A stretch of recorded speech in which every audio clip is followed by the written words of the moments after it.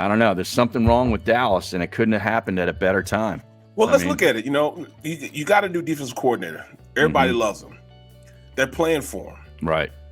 But what is the difference between what you saw last year and this year when you have the talent that you have? They're starting to implode. They're starting to pull a Dallas already. Usually they wait till the last 4 games to pull a Dallas, but they're starting early.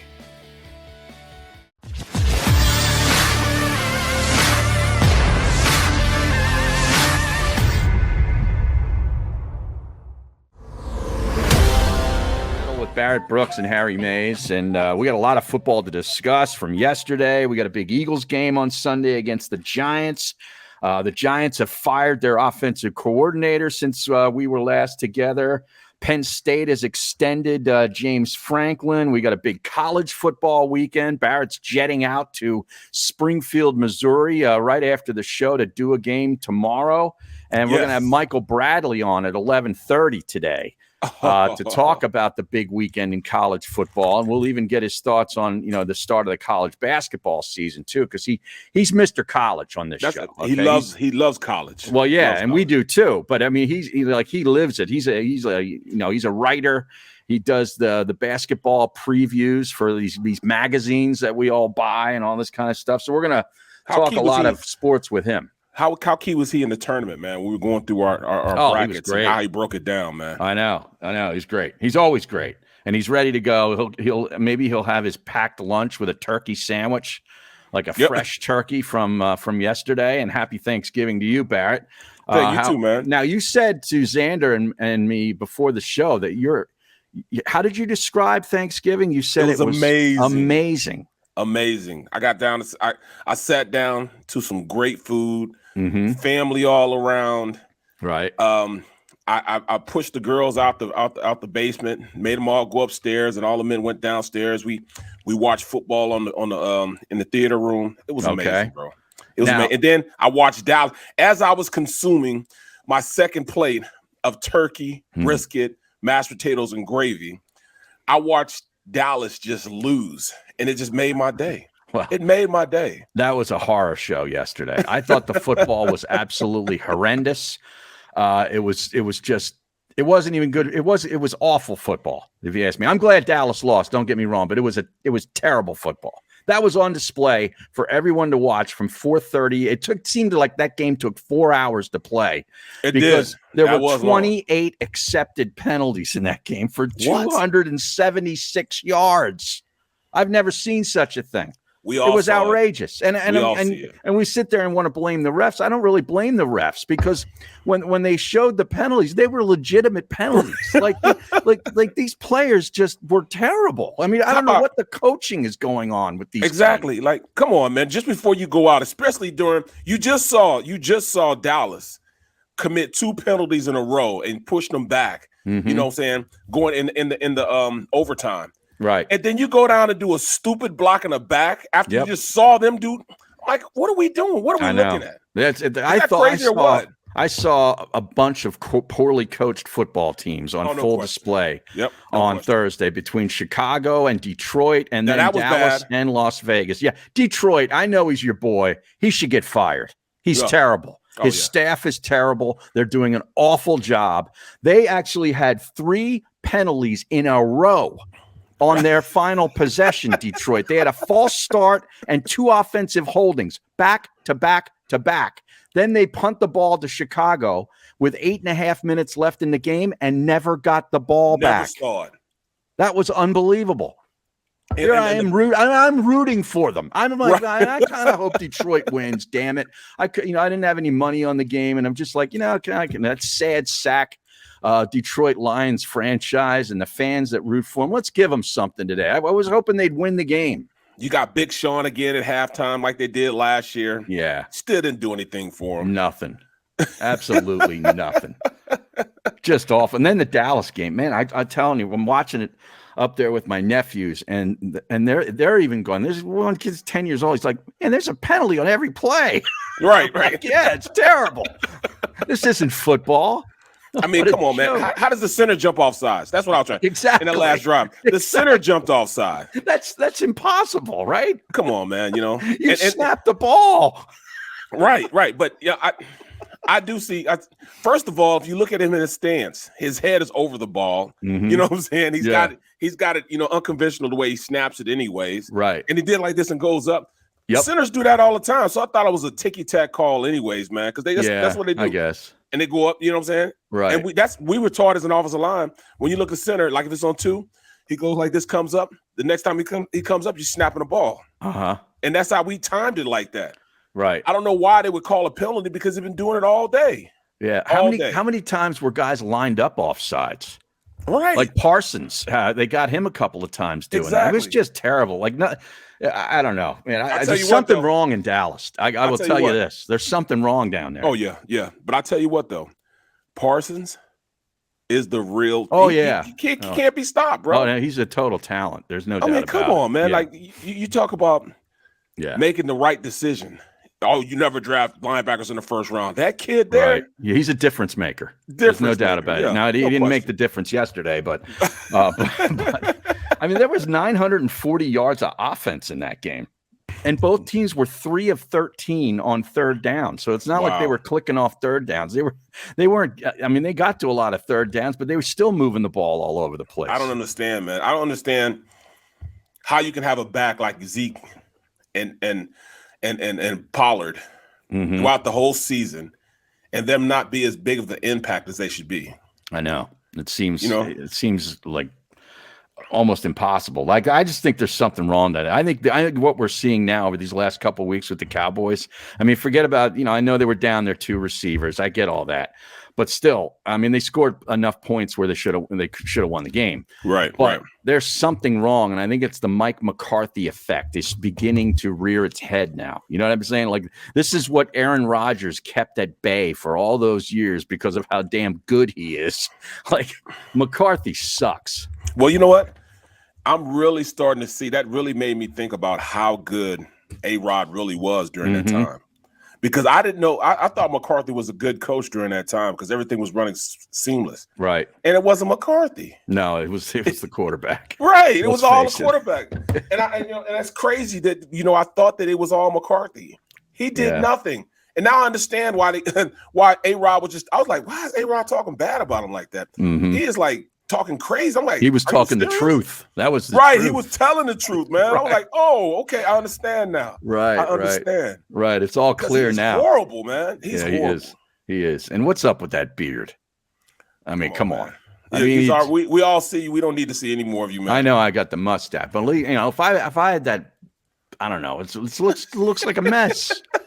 He looks a mess. He does. He is a mess. His team looked the same way. Exactly. Dak Prescott almost pulled it out. I'm like, he looked terrible for 3 quarters, and then all of a sudden in the 4th quarter he wants to turn it around. Play like that in the beginning of the game, right? And now apparently post game or something, he's basically doing the old us versus them thing with the fans. Oh yeah, like saying, oh no, there's a lot of fans that are going to jump off the bandwagon, and all that kind of stuff. Yeah, it's the fans' fault. Right. Whatever floats you. Right. They did it. They were out there playing. Right. You know what I'm saying? They were jumping off sides. I had seen enough of those first 2 games. I didn't even watch any of the night game.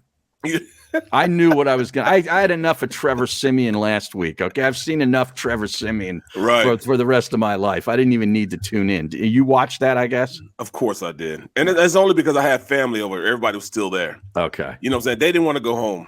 So this is a way to not have to deal with them, right? Yeah. So I just kept watching. Game. Right. Just kept watching, man. I just pushed right through it. And as soon as the game was over with, I went upstairs and everybody came upstairs. And I just politely, I pulled a Kaiser Sose on her. Oh, you did? Gone.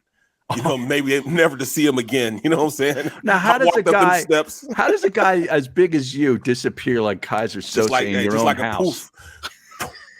I was gone. Is that right? I was gone, man. I was upstairs, man. Everybody like, where's Barrett? Barrett? Then look, as I turned over, I heard him say, where's Barrett at? I went right back over. You don't need to see me. Right. You don't need to see me at all. Y'all saw me enough today. Yeah. I gave you enough of me today. Right. That's what you're saying. I got to save a little bit for the weekend, you know? Exactly. Well, now you guys had a big show when I was gone, right? You had D Gunn and Rob Ellis on here. D Gunn and Rob Ellis the first hour, and then I had Big Silio, man, the second hour. Big Sills. I did. You know what? It's funny, man, because you must be the truth, bro. Because I needed 3 people to take the place of you. Uh-huh. Right. Yeah, that must be the truth. It's right. No, Xander actually just messaged in. You described your Thanksgiving as unbelievable. That was the first word that you said. Well, then you said I amazing. I wasn't done yet. Okay. As I was down there watching the game, my young son, my son is 23. He's 23 or 24, one of the two. He pours me a drink. Yeah. Brings it downstairs to me. So I'm sipping on it, sitting there talking to him. Now, what was the drink? It was Hennessy. Oh. Hennessy. Nice. On the rocks. So I'm sitting there sipping when we're talking. He said, "Hey, Pops, you need anything else?" You know what? I would like a piece of that chocolate cake. He runs upstairs and brings the cake down to me. Hennessy and chocolate cake. He's going to ask you for money. Bro, first of all, I looked at the cake, see if there was something in the cake or he might have poisoned me or something. You need a food taster. I was waiting. I'm like, what's going on? But hold on. This was the absolute best was. He said, "Hey, Pops, the trash people are going to come tomorrow. Maybe we should take the trash out tonight." I was done. I was done. He brought it up to me to take the trash cans out to the curve so the trash man could get it the night before. He has never done that. So what's going on? He didn't even ask me for money. What has happened? I don't know. Somebody body snatched this guy? Is that my kid? Is this really your son? Is this my kid? And he didn't ask for any money. He didn't ask me to work on his car. He didn't ask me anything. He didn't ask to borrow anything. Right. I don't know. So did you question? Did you say, what's going on here? Yes, I did. He said, "Nothing, Pops." He said, "Nothing, Pops. It's Thanksgiving, man. I'm just thankful, man." Nice. I was like, wow. There we go. Hennessy and chocolate cake. Hennessy, chocolate cake, and I watched Dallas lose. How does it get even better than that? That is unbelievable. It was. Yeah, come on, man. My son asked me to take out the trash. Oh my goodness. That's never happened. He lived with me for 20, 22 years, 23 years, and has never asked. Wow. That's incredible. I don't know what's going on. I'm telling you, I had to check my cake, man. You know what I'm saying? I feel my pulse, make sure I was alive, you know. Is this all a dream? Right. Yeah. Right. So tell me about the D Gun and Rob Ellis hour. Oh my goodness, man. So these two, man, of course, we go back and forth, to start the show off about, who's the better caretaker. You know what I'm saying? Everybody, why does everybody think they need to take care of me? You guys are my biggest inhibitors. No, it's not the case. I take care of business. Right. I just don't check emails. I don't check phone text messages. So was this like a 2-on-1 against Barrett? They double teamed for the first 10 minutes. Oh, wow. For the first 10 minutes, it was pretty tough, man. I had to navigate my way through it. I eventually got through it, you know what I'm saying? Came out on top. But yeah, man, I got double teamed. You know what I mean? And it was cool after that. Then we talked about a little bit more about the lady, cussing. Mayor from Havertown? Yeah, Mayor from Havertown. We talked a little about Mayor from Havertown a little bit. Then we talked about the NFC East, man, and a real possibility now that this team could possibly win the division still. Yeah, I mean, I didn't see that loss yesterday coming. You actually did. I did. You said they were going to lose, so credit to you. And you ended up being right. CD Lamb did not play. Right. I don't know if it would have made that much of a difference or not with how penalized they were. And that cornerback, I started to feel a little bit bad for him. Yeah. That Anthony Brown. My goodness. What do you have? 4 pass interference penalties against him? That'll get you cut. That'll get you on the hound. Wow. Great the hound. Right. Right. He was like a 6th-round pick. Right. It wasn't like he was, but he's been there a bunch of years. He's got a couple interceptions and so forth. But man, boy, did he have a day. And how bad was Tyron Smith on the offensive line? And I promise you, man, for up until 2 years ago, he was the best left tackle in the league for a long time. For a long time, in fact, he was up there along the lines better than than Jason Peters towards the end of his career. He was that good. He was that dominant of a player. Right. And I just Jason didn't understand. Peters played yesterday. He actually didn't do half bad yesterday. Right. Jason Peters. I couldn't believe the ageless wonder. I know. He showed his age though, but he's still out there, man. Yeah, he's still out there. It's pretty crazy. But yeah, Tyron Smith was bad. I mean, it's just I don't know. There's something wrong with Dallas, and it couldn't have happened at a better time. Well, let's look at it. You know, you got a new defensive coordinator. Everybody loves him. They're playing for him. Right. But what is the difference between what you saw last year and this year when you have the talent that you have? They're starting to implode. They're starting to pull a Dallas already. Usually they wait till the last 4 games to pull a Dallas, but they're starting early. You know, this team has the most talent in this division. It's almost an embarrassment of riches when it comes to the wide receiver position, the running back position, right, the offensive line position. The tight end's pretty good too. Yeah, the linebacking position. We're talking about guys that are really, really good. Even one of the safeties, man, you know, he's pretty good. What, but Curse? Curse, yeah. He was out of position in a couple of plays yesterday. Took some bad angles too. Right.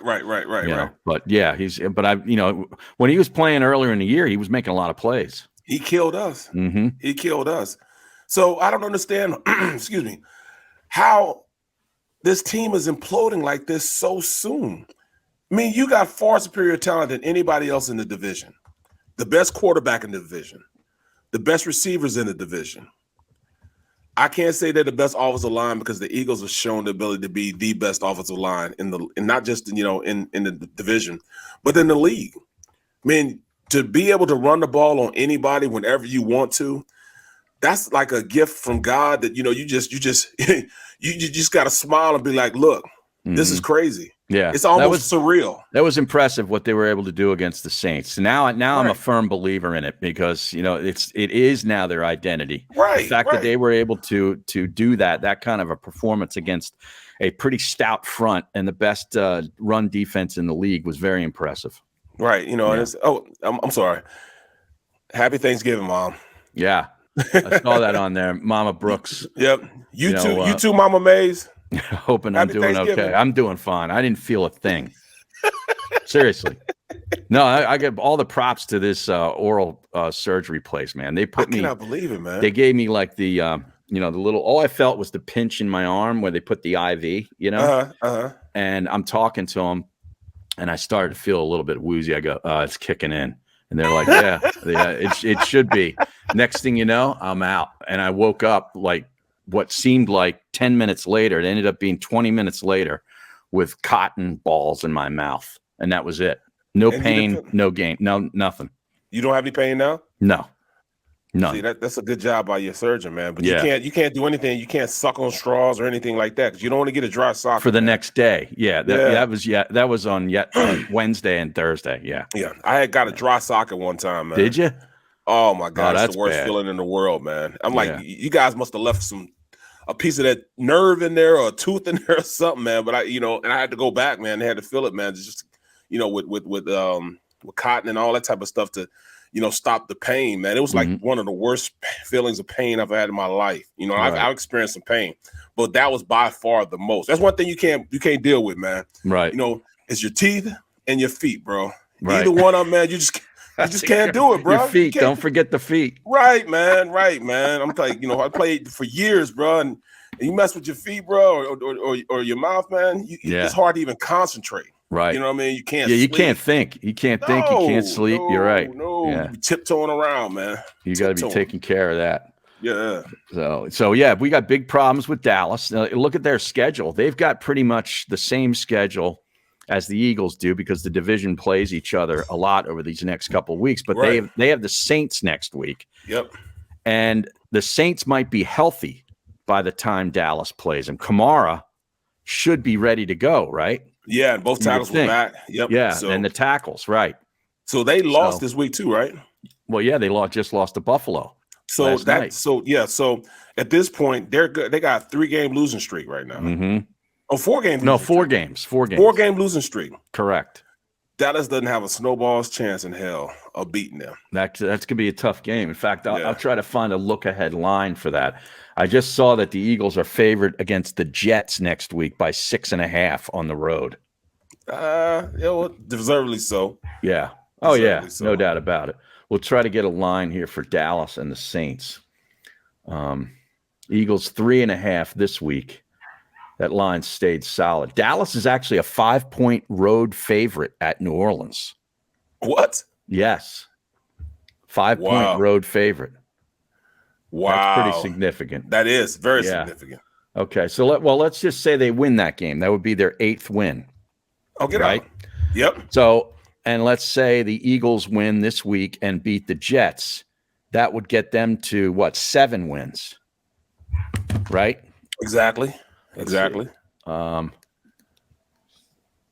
Dallas at New Orleans. They got a 3-game road trip coming up, starting in New Orleans, where they're a favorite. Then they go to Washington and the Giants, all on the road.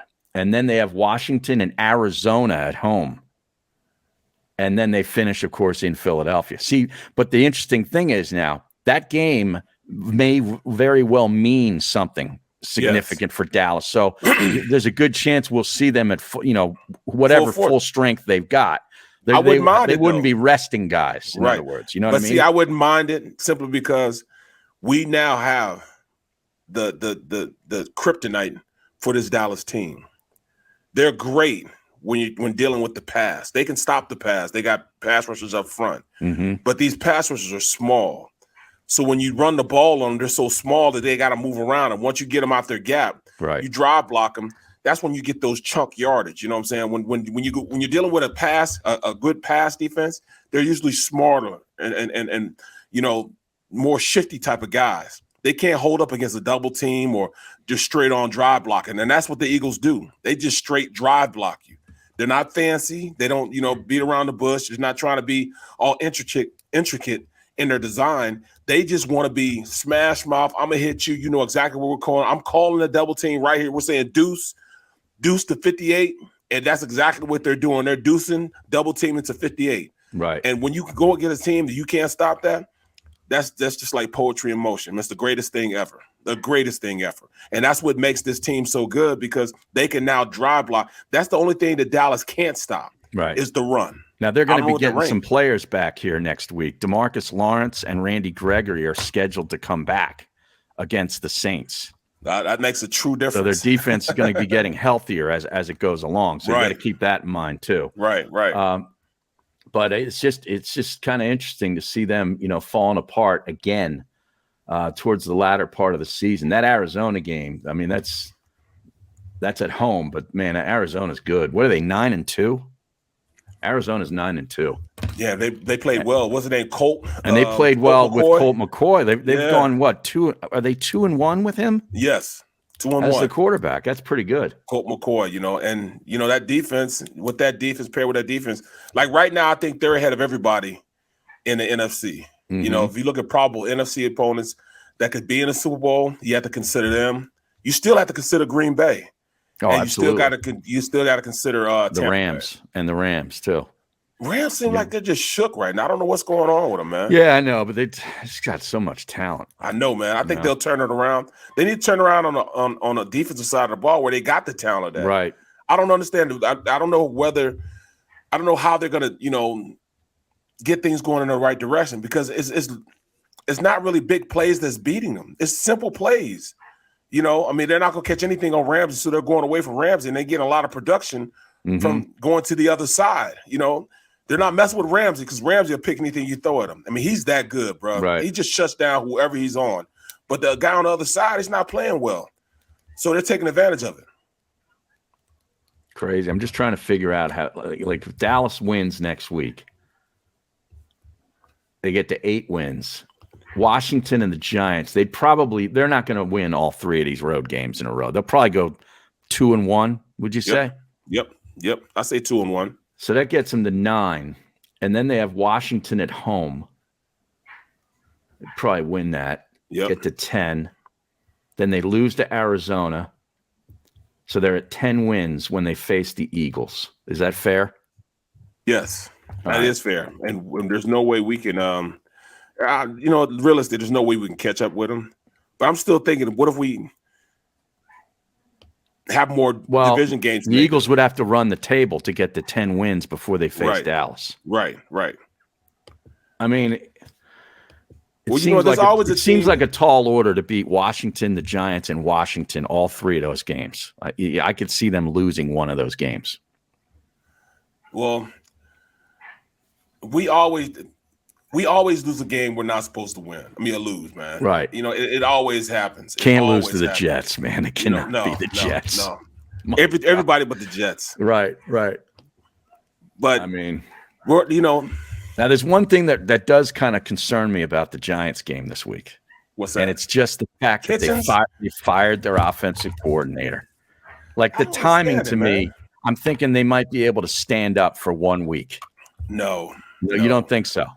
We're talking about. Doesn't that wake up the play? I know who it's Freddie Kitchens. I get that, but I'm just saying from the player's perspective. Don't you think that gets their attention for at least 1 week? Like, hey, we got our coach fired.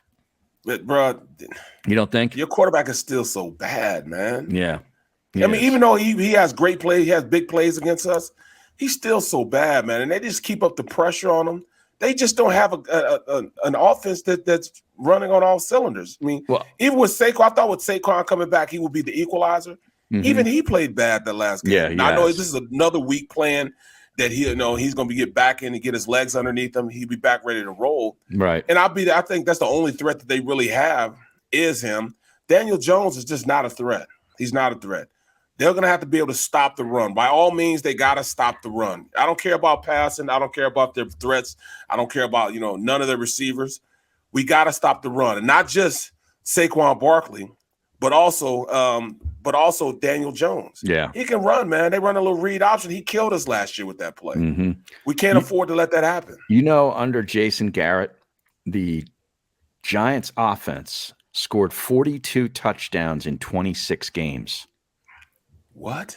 Only 42 offensive touchdowns in 26 games, the lowest in the NFL. That is ridiculous. Yeah. Now, he deserved to be fired. Right. I hate to do it to him, but he did it to himself. And this Gettleman guy, the general manager. Yeah. You know what they are since he took over for Jerry Reese? What's that? 18-40. Come on, man. That's their record. 18-40, correct. Joe Reese Judge was good, man. Reese won 2 Super Bowls, man. Yeah, I don't understand why they let him go. Joe Judge is 9-17 as a head coach, and he's throwing his weight around this week, firing people. Like he acts like a real tough guy. This dude, doesn't he? He acts like he's like Sergeant Slaughter. I know. You know what exactly. I'm saying? I'm gonna run you guys to death. Yeah, bro, check yourself. You stink, bro. Four guys retired because of him. I know. 4. 4. Come on, man. I know. I don't see the schematics on the offensive side of the ball. The schemes are just horrible, man. What are they trying to do? I don't know. That's what I'm saying. I don't understand. I don't know if we talk about that play where 3 receivers ran into each other. Mm-hmm. I understand what they were trying to do. They were trying to high-low the defense, you know what I'm saying? And they had, drag routes, 2 drag routes and then a under roof route. And then, the defense actually pushed them into each other. I understand that, but still, you can't look like the Keystone Coppers out there, man. You can't. That might have been the final straw. Yeah, just how bad they looked. It was embarrassing. Well, you know what? Yeah. Who ran the same play, but it scored a touchdown? The Eagles ran the same play down there, and they scored a touchdown with it, where they had a bunch to the right side, and the touchdown to Smith. That's exactly what that play was. Exact same play. 2 drag routes going across, but you got to stutter the second drag route. You know what I'm saying? Because one guy's supposed to open up the window, and then the outside receiver is supposed to slow down a little bit, then run the drag route going across, and he should be the open one because the window, the first crosser opened up the window for him. Well, those 2, I don't know how all 3 of them got bunched up into each other. I know the drag route from the other side, the little shallow crossing route. I know the linebacker kind of, made the receiver go over the hump, which allowed him to go into those guys. But still, schematically, it's not supposed to happen, man. I don't see how it happens. Timing, which is off. We got to take a break. We're going to have Michael Bradley when we come back, all right? Stay tuned right here to the middle. Pound that like button on the JAKIB Media YouTube channel, and we're back in 3.